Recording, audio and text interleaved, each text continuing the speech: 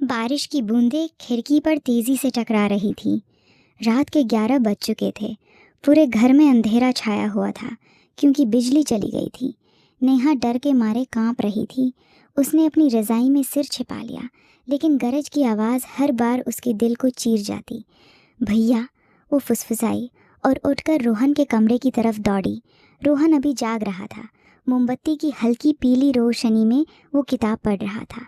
दरवाज़ा खुलते ही नेहा अंदर घुस आई और सीधे उसके सीने से लिपट गई। भैया, बहुत डर लग रहा है, बाहर इतनी तेज़ बारिश हो रही है। रोहन ने मुस्कुराते हुए अपनी बहन को बाहों में भर लिया। नेहा की सांसें तेज़ थीं। उसका नरम शरीर रोहन के सीने से सटा हुआ था। भीगी हुई रात की ठंडक के बावजूद नेहा की देह से गर्माहट निकल रही थी। रोहन ने धीरे से उसके बालों पर हाथ फेरा। डरो मत छोटी, मैं हूँ ना तुम्हारे साथ। नेहा ने अपना चेहरा ऊपर उठाया। मोमबत्ती की रोशनी में उसकी बड़ी बड़ी आंखों चमक रही थीं। उसके होंठ हल्के से कांप रहे थे। भैया, तुम हमेशा मेरे साथ रहोगे ना, चाहे कुछ भी हो जाए। रोहन ने हामी भरी, लेकिन उसकी नज़र नेहा के चेहरे पर अटक गई।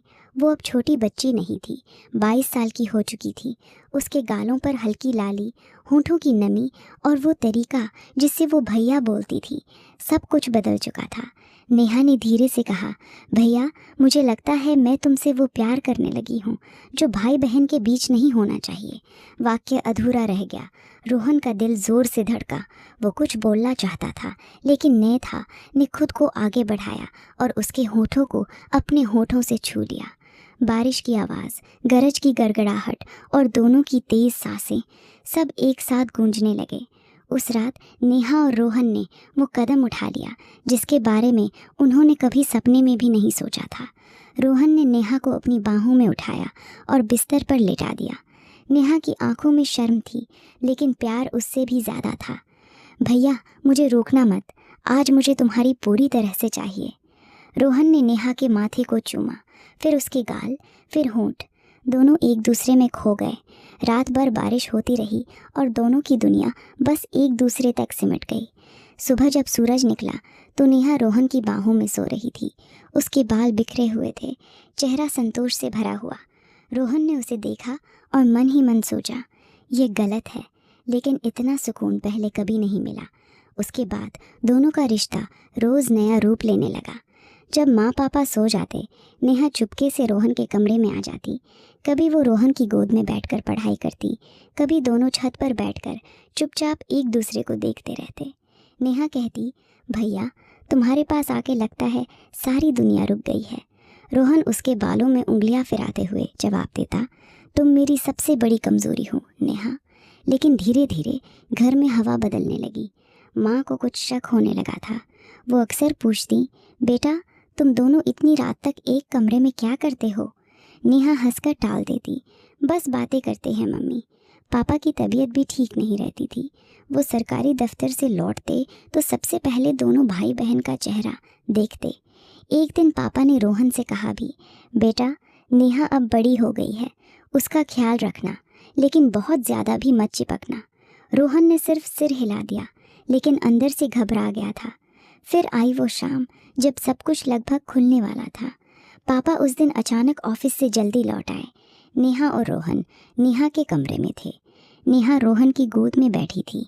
उसकी कुर्ती का एक बटन खुला हुआ था। रोहन उसके गले में चेहरा छिपाए हुए था। दोनों गहरी बातें कर रहे थे और बीच बीच में एक दूसरे को चूम रहे थे। तभी मुख्य दरवाजे की घंटी ज़ोर से बजी। नेहा चौंक गई। भैया, पापा आ गए। रोहन जल्दी से बिस्तर के नीचे छिप गया। नेहा ने अपने कपड़े ठीक किए, बाल संवारे और दरवाज़ा खोला। पापा अंदर आए। उनकी नज़र कमरे में घूमी। हवा में हल्की सी अजीब महक थी। नेहा का चेहरा लाल था, बाल अभी भी अस्त व्यस्त थे। पापा ने पूछा, रोहन कहाँ है? उसकी गाड़ी बाहर खड़ी है। नेहा घबराकर बोली, वो तो छत पर गया है पापा। पापा ने मुस्कुराते हुए कहा, अच्छा, तो ये जूते बिस्तर के पास किसके हैं? पापा आगे बढ़े।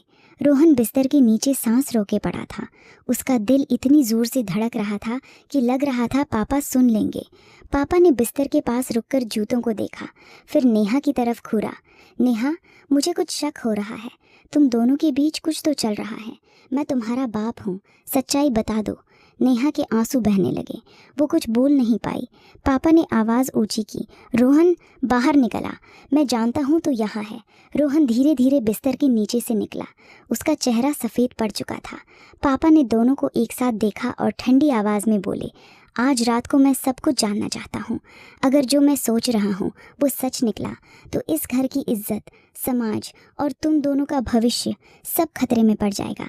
माँ भी ऊपर आ चुकी थी। दरवाजे पर खड़ी वो सब सुन रही थी। उनके चेहरे पर सदमा और आंखों में आंसू थे।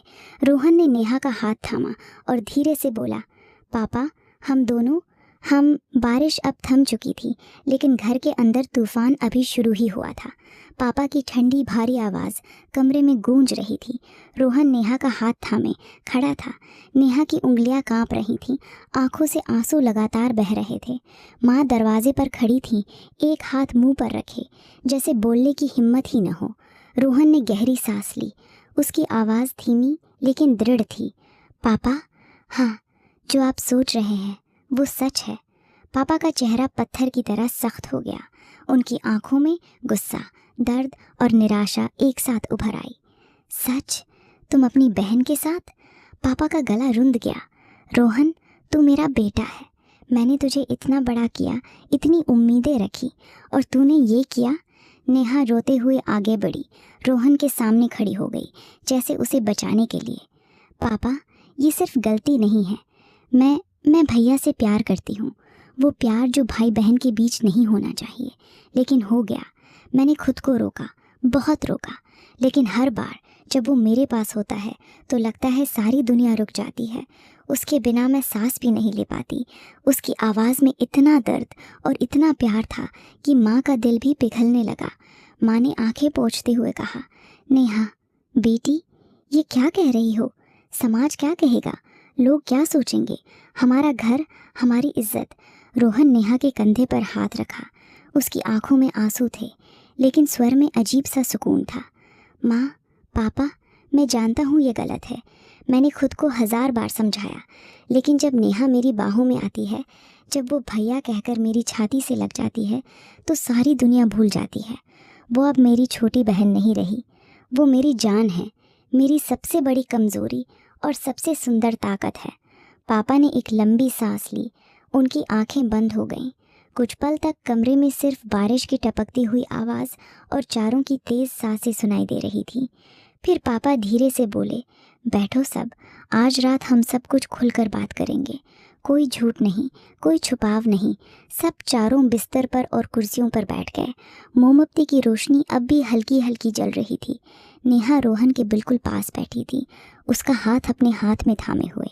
पापा ने शुरू किया, बताओ, ये सब कब से चल रहा है? रोहन और नेहा ने एक दूसरे को देखा। फिर नेहा ने धीरे से सारी कहानी